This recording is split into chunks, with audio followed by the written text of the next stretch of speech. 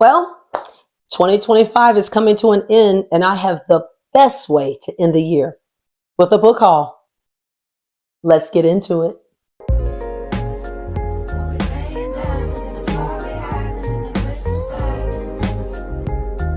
Well, bookish friends, that's pretty much a wrap on 2025. And I will say it has been quite a fast year. It like zipped by. It seems like I just recently started my TBR for 2025, and now I'm at the end of the year with my final book haul. And when I tell you, I am so excited to share these books with you that I am going to kind of delve into throughout the year of 2026. And, I may get into them, I may not, because if you look behind me, there are a lot of books on these shelves that I have read and some of them I haven't. So, yeah, I'm kind of feeding the beast right now. But hey, why not give ourselves books? We're buying all this stuff for all these people that we love so dearly.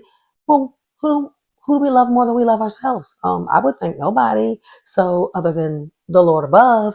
And with that being said, he wants us to be happy. So I'm gifting myself books this year. So with that being said, welcome to my final book haul of 2025. So being that today is Christmas Eve, and I just want to share with you that I have spent the entire month of December reading Christmas books. All of the books that I've read this month have pretty much been romances, and they've been pretty good. So I just want to just share with you the first book that I purchased. Now, see, this book haul is actually from the last $5.99 sale that the book outlet had. And so I've been kind of holding on to these books for this end of the year book haul because I knew I wasn't going to buy any more books before the end of the year. And I think I got these maybe in like early November. I can't quite remember when they had that sale, but I kind of capitalized on it. And I think I bought maybe 10 to 12 books. That's what I tend to do when they have that sale. And so I'm just going to share with you the ones that I purchased. And so the first book that I purchased, I'm currently reading right now. And it is The Christmas Catch by Tony Shiloh. Now, I just finished reading Tony Shiloh's, I think that it feels, You Make It Feel Like Christmas. I think that was the name of it. You Make It Feel Like Christmas. And what a cute little book that was. And one thing that I do like about Tony Shiloh now, maybe, I think I'm on chapter 3 of this book. So I just started it because I just finished another book, which was pretty thick. And I'm going to do a whole review on all the Christmas books that I've read. But so this book by Tony Shiloh is the second book, like I've said, that I've read of hers. And the first book was just super cute. And it was, her books aren't spicy at all. They're just very sweet kind of, romances. And what I loved about her book, the first book that I read, and that I'm starting to see glimmers of that in this book, is that the people pray, the characters pray to themselves, things that they're going through or things that they're feeling in the moment, even if they're talking to people, they'll start praying and they'll, the words will be in italicized, so you know that it's a prayer. And I just really, really just love that. I am a spiritual person. I am a lover of God. I am a follower of Jesus Christ. And so I just love that aspect. I love that she can make these very cute without adding the spice, and that you get invested with the characters. And so this book here is about an NFL player who comes back home after being injured.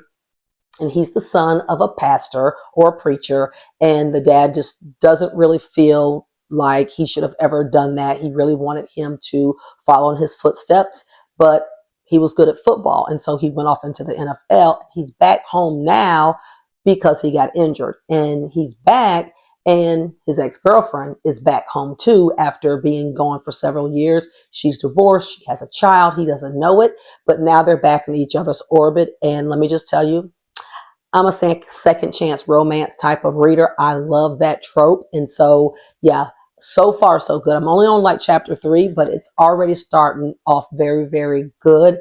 And so I'm really excited to finish it. So this is the first book that I'm going to read out of the book haul that I'm going to share with you right now. Now, something else that I may not have shared with you, for those of you who are getting to know me, is that I have shared that I'm a school librarian, but I'm also married to an educator, and I'm married to an educator who is a football coach. He's been a football coach for almost 30 years now, and we've been married for almost 30 years. We met at college where he played football. And so this book that I got from the book outlet just really kind of intrigued me because I just like, oh, it's football kind of related. And it's a 4-part series, and this is the first book in the series. And this is Intercepted by Alexa Martin. So Intercepted is about Marley and Gavin. And Marley has just broken up with her boyfriend of about 10 years. He's a cheater. You know, a lot of sport guys tend to cheat. I guess that's the kind of thing that they're trying to portray here. And so she is kind of like on the outs of the team now, but she ends up getting involved with the new hotshot quarterback, which happens to be a guy that she had a fling with, and that's Gavin. And Gavin is feeling her. He wants to, you know, get back with her, but the wives in that whole little group, they're not really feeling it. They don't miss Marley. So it's going to be interesting to see how they kind of weave their little relationship. Again, this is a 4-part series.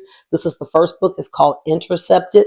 And the last thing it says here is between their own fumbles and the wicked wives, it will take a Hail Mary for Marley and Gavin's relationship to survive the season. So it's all about football players, the women that they're involved with, and then broken relationships and finding love on the other side of that. So I'm really excited. And if I like this one, I'll read the other ones probably because I'm kind of connected to it in some kind of way. So Intercepted by Alexa Martin. I'm excited to read this one.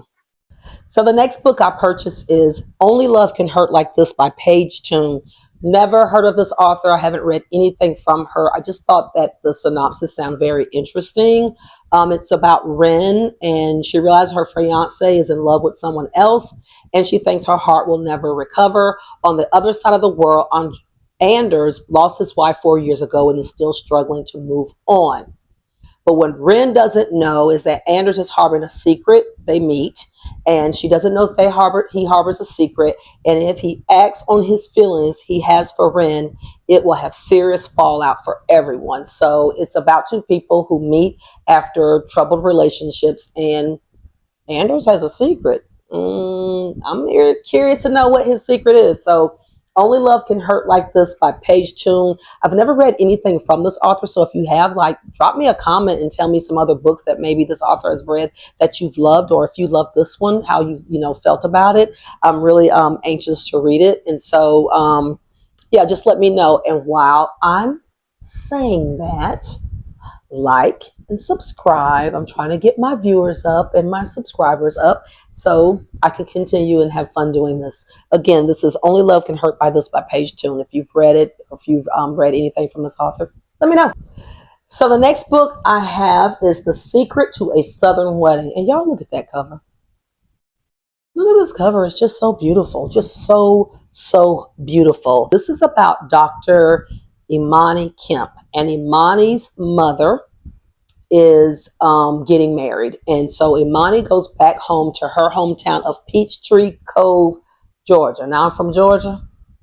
Never heard of Peachtree Cove. I'm sure it's a fictional place, but sounds like it's beautiful. But anyway, so she goes because she doesn't want her mother to be taken advantage of, because she finds out that her mom basically meets this guy online, and then now she's engaged. So she's going to go make sure that her mama not getting caught up in the wrong thing. Cyril Dash and his father, they relocated to Peachtree Cove after, he lost his wife. And so they are really going through the trauma of that. And he sees how happy his father is, and he doesn't want her to come in and mess things up for his dad. But he's intrigued by her. Like, he just can't shake the feeling that he has that there's something about her that he likes. And although she's causing trouble and trying to prevent his dad from being happy, he's kind of digging her. And so what it says at the end here is that, but when Cyril's heartbreaking past comes to light, destiny won't be denied, because the secret to the Southern wedding is you never know how far you'll go in the name of love. So it sounds like it's going to be a sweet little read between a dad and a mom, and then the son and daughter. So that's going to be weird, but we'll see. Anyway, The Secret to the Southern Wedding. I'm excited to read this one. Now, as many as romances that I've read, and many authors that I follow. I've never read anything by Denise Williams, and I know that she has multiple books out there. And so again, if you've read anything from her that you could suggest, maybe if you read this one or something else, let me know. But the name of this book is Do You Take This Man? And so this is about a divorce attorney. And she ends up at this park, and she basically officiates a impromptu wedding, and then someone takes a video of it and it goes viral. And so then she just becomes this person who's getting called all these different calls about officiating different weddings. And she meets a former football event manager. His name is Lear. And Lear's like, who's this opinionated person? He's like a type A personality. He's like, I don't need this opinionated person coming in and telling me what to do. So you have Lear and RJ, who probably don't really feel each other all that much. And it says the two are surrounded by love at every turn, and their physical attraction pulls them together despite their best efforts to stay an arm's length apart. Lear refuses to get hurt again. RJ refuses to let herself be vulnerable to anyone, but when it comes to happily ever after, their clients might not be the only ones saying I do.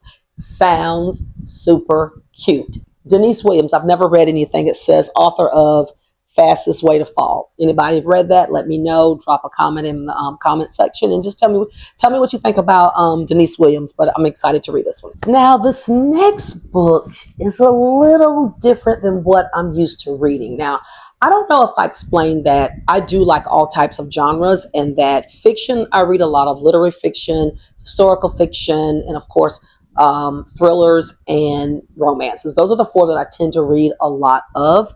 And so I like drama. I like stuff like Big Little Lies and, just soapy books. And so I decided I was going to try something a little different. Somebody's Husband by Robbie Renee. Okay, I've never read anything from Robbie Renee as well. And so a lot of these authors I realize are fairly new to me. So I kind of stepped out of the box and just start buying things that just sounded like they were interesting. And that's no different here. Somebody's Husband. So a grieving doctor and a nurturing professor join forces on a potentially groundbreaking medical study that sparks a profound connection that neither saw coming in this unconventional romantic drama. Love that word. And so basically he is, I want to say that he may be in mourning. Maybe he lost his wife, and then she is actually a wife and a mother and a professor, and he's a doctor, and he basically comes to this town to do research, and they end up doing this research project together, and one thing leads to another. I'm confused about the title, Somebody's Husband. I'm confused about that. Maybe as I read it, I'll understand a little bit more. But they're also, her first book, the book before this that was written like 2 years before, is Somebody's Wife. I'm positive they're standalones. And so that one wasn't a choice to buy. I would have bought that one as well. But so if I like this one, I'll just go back and buy that one. So Somebody's Husband, if you read it, let me know. I'm starting to see a pattern here. A lot of these books that I purchase are romances. Like my little thriller girl thing that I keep telling you about, I don't think I've reviewed a thriller yet. So yeah, I got to get back to myself in 2026. I got to. But I did read a book for the first time in this particular genre, which was considered a paranormal romance, and that was Bride by Ali Hazelwood. And I mentioned in that video that I have someone that I follow on TikTok, and she stated how she was doing a list of all the Ali Hazelwood. She's an Ali Hazelwood stan, and she was saying that she wanted to rate all the books. So she rated all the books, and she stated that Love Theoretically was her favorite, and Bride was her second favorite. So I bought Bride. Loved it. Go back and check that video out. But yeah, I loved Bride. It was very different, but I absolutely love Misery and Low, and I will buy the second book, which I can't remember what the second book is called again. That's crazy because it just came out. But anyway, so I'm going to get the second book, but I purchased Love Theoretically just on the advice of someone that I associate with on TikTok. And so, if you know anything about Allie Hazelwood, those of you who've read her, she writes a lot of STEM um, books about STEM, like people who are scientists or doctors and or researchers. And this book is no different. This is about Elsie, and this is about Jack. And I think he comes in and kind of disrupts her world. Elsie is prepared for an all-out war of scholarly sabotage because he does something. I think he has like her mentor fired or something. So I'm just kind of remembering some of the synopsis without reading everything out to you. But those long, penetrating looks, not having to be anything other than her true self when she's with him, will falling into an experimental orbit finally tempt her to put her most guarded theories on love into practice. So I think he's going to prove her wrong about some things. So I'm really interested in that. This book is one of her highly rated books, if not the highly rated. It's one of her most loved books. And so because I did like Bride, I will give this one a try. Okay, yeah, I think I'm starting to see a pattern here because, yeah, I got another romance, but this is one of my favorite romance authors, and that's Abby Jimenez. I read 3 of her books already. Well, I actually listened to the audiobooks, and I highly recommend the audiobooks for her Part of Your World series, which is A Part of Your World is the first book, Yours Truly is the second book, and Just for the Summer is the third book. I loved all 3 of them. The second book was my favorite. Brianna will forever be one of my favorite characters. I absolutely loved her, and I loved her story. And so I couldn't resist buying this book because it would be her first book that I actually will physically read. And so I'm excited about it. And so this book is about Xavier and what's her name? Samantha. Okay. And it says there might be no such thing as a perfect guy, but Xavier Rush comes dangerously close. A gorgeous veterinarian giving Greek god vibes, all while cuddling a tiny kitten. How precious. Immediately, yes, that is until Xavier opens his mouth and proves that even sculpted gods can say the absolute wrong thing. Of course, there's nothing Samantha loves more than proving an asshole wrong. Ooh, yeah. Okay, so yeah, I'm kind of into this, and I love this cover. I love this cover so much. So I'm probably going to read this maybe in April or May. Kind of gives close to summer vibes, and so yeah, I'm going to give this one a try too. But I'm going to physically read it. I haven't physically read any of her books, but I just love her characters, and I love the banter. So I'm pretty sure it's going to be no different. And this one's highly rated. And so, Say You'll Remember Me by Abby Jimenez. I can't wait to read it. And finally, a thriller. I'm going to share a thriller with you. So, Sally Hepworth, I've read one of her books. I think it was The Mother-in-Law. But she's got several books out, but that's the only one that I've read, and I really liked it. I can't quite remember what it was about, other than I think this lady, something about her mother-in-law, and I think at the end you really realize that the mother-in-law wasn't as daunting as what we thought, and I don't want to give anything away just in case you want to read it. But this is Darling Girls, and Darling Girls, for as long as they can remember, Jessica, Nora, and Alicia have been told how lucky they are. As young girls, they were rescued from family tragedies and raised by a loving foster mother, Miss Fairchild, on an eclectic farm estate and given an inclusive second chance at happy family life. But their childhood wasn't fairy tale everyone thinks it was. Miss Fairchild had rules. Ooh. Miss Fairchild could be unpredictable. And Miss Fairchild was never, ever to be crossed. In a moment of desperation, the 3 broke away from Miss Fairchild and thought they were free. Even though they never saw her again, she was always somewhere in the shadows of their minds. When a body is discovered under the home they grew up in, the foster sisters find themselves thrust into the spotlight as key witnesses, or are their prime suspects. This one sounds good. Ooh, this one sounds good. Yeah, I'm excited to read this one.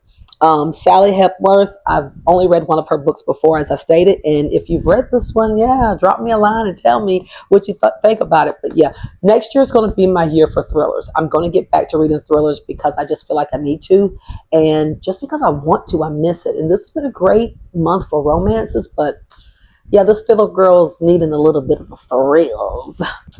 And all book hauls must come to an end. This is the last book that I have, and it is The Business Trip. Now, this book was trending a lot on Facebook. I follow a thriller account there, a thriller page there, on YouTube and on TikTok. And so when I saw that it was on sale and it's a hardcover, I was like, oh, I'm going to get that one. So this is basically about Stephanie and Jasmine, and the two ladies, they board the same plane. Stephanie's on a business trip, and Jasmine is actually fleeing an abusive relationship. It says after a few days, they text their friends the same exact messages about the same man. Soon, the messages become stranger and more erratic. And then the two women vanish. The text goes silent, red flags go up, and panic sets in. When Stephanie and Jasmine are each declared missing and in danger, it begs the question, who is Trent McCarthy? What did he do to these women? Or what did they do to him? It says twist upon twist, layer upon layer, nothing is as it seems. The business trip takes you on a descent into the depths of a mastermind manipulator. But who is playing whom? Yeah, this is my kind of book. Yeah, this one I'm excited for.